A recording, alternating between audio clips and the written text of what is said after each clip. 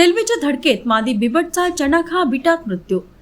Rajura वनपरिक्षेत्रातील चनाखा bit क्रमांक 160 मधील परिसरात रेल्वेच्या धडकेत सुमारे 1.5 वर्षे वयाच्या मादी बिबट्याचा मृत्यू झाल्याची घटना शनिवारी सकाळी 8:30 वाजता उघडकीस आली। ही घटना बल्लारशाह ते कांजीपेठ या दक्षिण मध्य रेल्वे मार्गावर घडली। मिळालेल्या माहितीनुसार चनाखा वनक्षेत्रातून जाणाऱ्या रेल्वे ट्रॅकवरून जात असताना भरधाव रेल्वेच्या धडकेत या मादी बिबट्याचा मृत्यू झाला।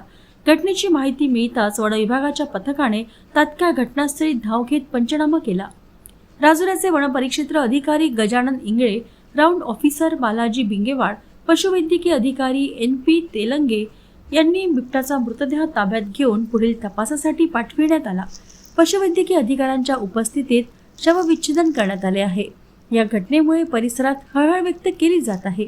वन्यजीव आणि रेल्वे मार्ग यांच्यातील वाढता संपर्क हा अशा अपघातांना कारणीभूत ठरत असल्याचे तज्ञांचे मत आहे।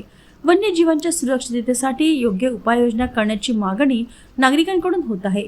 शवविच्छेदन झाल्यानंतर राजुरा येथील वन विभागाच्या नर्सरीमध्ये उपयोगी अंग ठेवून मृतकाला जाळण्यात आले आहे।